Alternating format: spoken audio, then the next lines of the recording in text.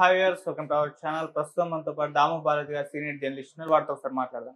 Sir నమస్కారం sir. నమస్తే. Sir 15 మంది టీడీపీ ఎమ్మెల్యేలు జగన్మోహన్ రెడ్డి గారితో టచ్లోకి వెళ్ళారని ఒక వార్త వైరల్ అవుతుంది. అంటే నిన్న చంద్రబాబు నాయుడు గారు ఒక మీటింగ్ ఏర్పాటు చేశారు. ఈ మీటింగ్కి వాళ్ళు అటెండ్ అవ్వకుండా విదేశాలకు వెళ్ళిపోయారు.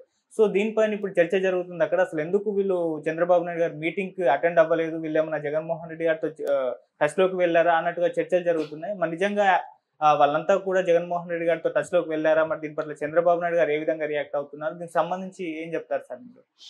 నిన్న మంగళగిరి తెలుగుదేశం కేంద్ర కార్యాలయంలో తెలుగుదేశం విస్తృత పార్టీ సమావేశం జరిగింది. ఆ సమావేశానికి ఆహ్వానించిన వాళ్ళలో 56 మంది రాలేదు. అందులో 15 మంది ఎమ్మెల్యేలు ఉన్నారు. ఆ తర్వాత వచ్చిన వాళ్ళు కూడా సంతకాలు పెట్టేసి వెళ్ళిపోయారు. యాక్చువల్గా ఇది మార్నింగ్ 11 గంటలకు స్టార్ట్ అయ్యి ఈవినింగ్ 6:30 వరకు జరిగింది. చాలామంది సంతకాలు చేసేసి హాజరైనట్టుగా చెప్పి వెళ్ళిపోయారు. అంటే అది చంద్రబాబే చెప్పాడు. చాలామంది సంతకాలు పెట్టి వెళ్ళిపోయారు. ఎవరు చివరి వరకు ఉన్నారు, ఎవరు వెళ్ళిపోయారో ఆ లిస్ట్ అంతా నా దగ్గర ఉంది. అట్లాగే 15 మంది ఎమ్మెల్యేలు రాలేదు. వీళ్ళు అడిగితే కొంతమంది ఫారిన్ పోయారని చెప్తున్నారు, కొంతమంది దైవ దర్శనాలకు వెళ్ళామని చెప్తున్నారు. రెగ్యులర్గా మీరు ఫారిన్ పోయేట్టుకుంటే అక్కడే సెటిల్ అయిపోండి అని కూడా చంద్రబాబు నాయుడు. దైవ దర్శనాలు మీకు ఎప్పుడు అవసరం లేదనేది ఒక విచక్షణ లేదా అని కూడా ఆయన అన్నాడు. అట్లాగే అంటే సరదాగా మాట్లాడాడు, కొన్ని సీరియస్గా కామెంట్లు చేశాడు. సో చర్య తీసుకుంటామన్నట్టుగా ఆయన మాట్లాడుతున్నాడు. అట్లాగే ఇప్పటి నుంచి ఆయన బోధ కూడా చేశాడు కొంతమందికి. ఇప్పటి నుంచి సుపరిపాలనకు సంబంధించిన సమీక్షలు అవసరం, డోర్ టు డోర్ క్యాంపెయిన్లు అవసరం, ప్రజల మధ్య ఉండాలి మనం, అప్పుడే మనకు విషయాలు తెలుస్తాయి, ఇవన్నీ చెప్పాడు. సో మరోవైపు ఏంటంటే ఈ ఎమ్మెల్యేలు జగన్ టచ్లో ఉన్నారు అని ఒక వార్త వస్తుంది. ఎందుకంటే గతంలో కూడా ఇది వచ్చింది. ఎందుకంటే ఈ 1 ఇయర్ తర్వాత కొన్ని సర్వేలు చేయించాడు చంద్రబాబు. ఒకటేమో కేకే సర్వే.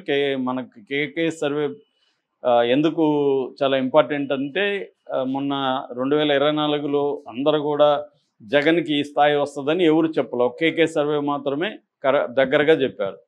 సో అందువల్ల కేకే సర్వే అనేది సంచలనమైంది. తర్వాత అతను చాలా రాష్ట్రాల్లో ఫెయిల్ అయ్యాడు, అది వేరే విషయం. కానీ ఇక్కడైతే ఇది చేశాడు. ఇప్పుడు చంద్రబాబు తరఫున కేకే సర్వే, రైజ్ సర్వే, తర్వాత ఐవీఆర్ ఓన్గా ఐవీఆర్ దీంట్లో సర్వే చేయించుకున్నారు. దీంట్లో కేకే సర్వేలో 88 మంది కొత్తగా టికెట్లు ఇచ్చిన ఎమ్మెల్యేలు మళ్ళీ గెలిచే పరిస్థితి లేదు అనేది ఆ అబ్బాయి చాలా ఇంటర్వ్యూలో కూడా, అబ్బాయి పేరు కిరణ్ అనుకుంటా, అబ్బాయి చాలా చెప్పాడు కూడా. సో అబ్బాయి ఏం చెప్తాడంటే విపరీతంగా కరప్షన్ అనేది జరుగుతుంది. ఇంతకుముందంటే సిండికేట్స్ ఫామ్ అయ్యి ఒక పద్ధతిలో వాళ్ళు దోచుకునేవాళ్ళు. ఆ పద్ధతిలో దీని వెనక ఎవరున్నారు ఏంటని ప్రజలకు తెలిసేది కాదు. అంటే ఒక గుంబనంగా ఉండేది దోపిడీ అనేది. ఇవాళ బట్టబయలైపోయింది. అది విచ్చలవిడిగా ఎక్కడికక్కడ దోచుకోవడం మొదలుపెట్టారు. ఇటు లిక్కర్ దీంట్లో ఒక్కొక్క ఎమ్మెల్యే బెనామీలో అక్కడ 10 షాపులు 20 షాపులు పెట్టేసుకుంటున్నారు. వాళ్ళు మళ్ళీ బెల్ట్ షాపులు పెట్టుకొని ఈ ఎంఆర్పి కంటే ఎక్కువ విక్రయిస్తూ ఉన్నారు. ఈ లాభాలంతా వాళ్ళే పెట్టుకుంటున్నారు. అలాగే పాత బార్లకు మాత్రం టైమింగ్స్ని బట్టి మూసేయించేస్తున్నారు. వీళ్ళ దగ్గర ఉన్న బార్లు మాత్రం ఓపెన్ చేసుకుంటున్నారు. అలాగే సిలికాన్ ఇసుక కావచ్చు, తర్వాత క్వాడ్జ్ కావచ్చు, గనులు కావచ్చు, వీటిలంతా కూడా విచ్చలవిడి దోపిడీ. అలాగే ల్యాండ్స్ కావచ్చు, ల్యాండ్స్ ఆక్యుపై చేసుకొని ప్రజల భూముల్ని గతంలో వైఎస్ఆర్సీపీ ఉన్నప్పుడు ఎలాగైతే ప్రజల ఆస్తులను వీళ్ళు కబ్జాలు చేశారో అంతకంటే ఎక్కువగా వీళ్ళు చేస్తున్నారు ఈ ఎమ్మెల్యేలు కూడా. ముఖ్యంగా ఈ 88 ఎమ్మెల్యేల మీద ప్రధానంగా కేకే సర్వే చెప్పాడు. దాని తర్వాత రైజ్ సర్వేలో కూడా ఇట్లాగే తేలింది. విపరీతంగా ఎమ్మెల్యేల పట్ల వ్యతిరేకత ఉందనే చెప్తారు. అయితే ఇది ఎమ్మెల్యేల పట్ల వ్యతిరేకత కాదు, ఇదంతా వెనకుండి లోకేష్ నడుపుతున్నాడని జమీన్ రైతు పత్రిక ఒక డీటెయిల్ ఆర్టికల్ 2 రోజుల ముందు రాసింది. ఇదంతా కూడా ఒకప్పుడు జగన్ అనే భూతాన్ని మళ్ళీ రానివ్వనని చంద్రబాబు ఏమో పరిశ్రమ అధిపతులకి హామీ ఇస్తున్నా అంటున్నాడు.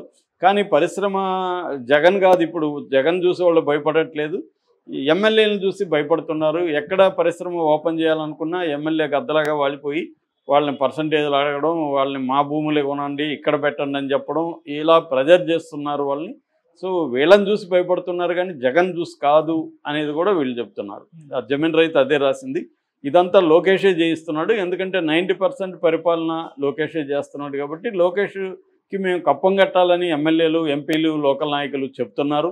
అందుకని వాళ్ళు ఏ రకంగా కూడా వదలలేదు. ఈవెన్ చివరికి తమ భూమిని తాము అమ్ముకోవాలన్నా, కొనుక్కోవాలన్నా కూడా వాళ్ళకి వాటా ఇచ్చేయాలి.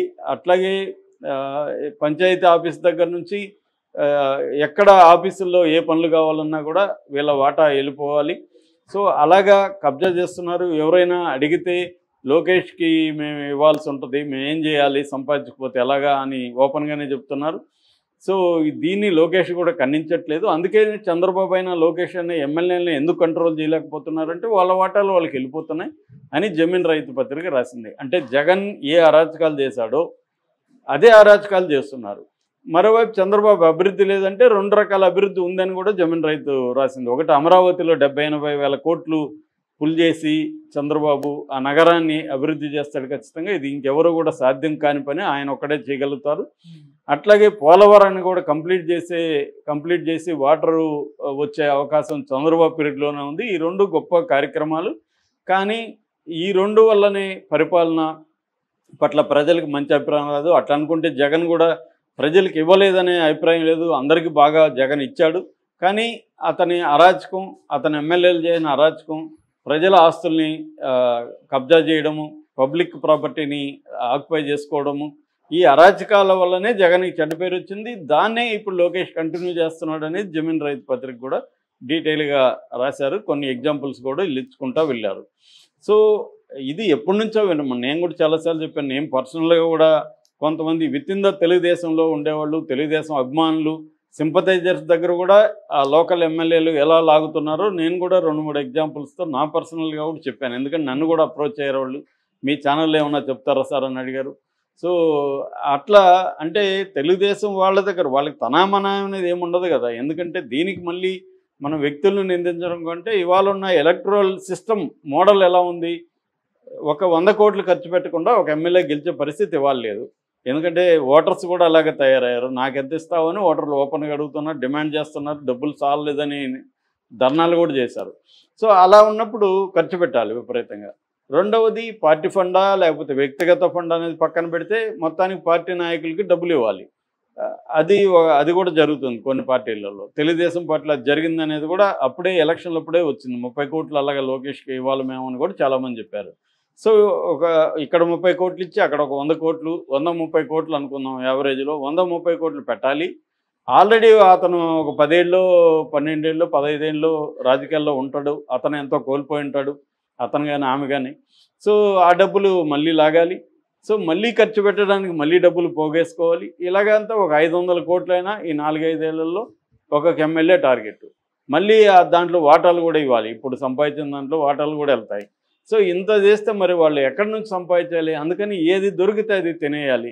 ప్రతిదీ చివరికి మటన్ కొట్టు దగ్గర నుంచి కూడా మంత్లీ అడుగుతున్నారనే విమర్శలు ఓపెన్గానే తెలుగుదేశం మీడియాలో కూడా వస్తున్నాయన్నమాట. సో ఇది చంద్రబాబుకి ఇబ్బందిగా ఉంది. చంద్రబాబు ఏమంటే తన చివరి అవకాశం అని చాలాసార్లు చెప్పాడు.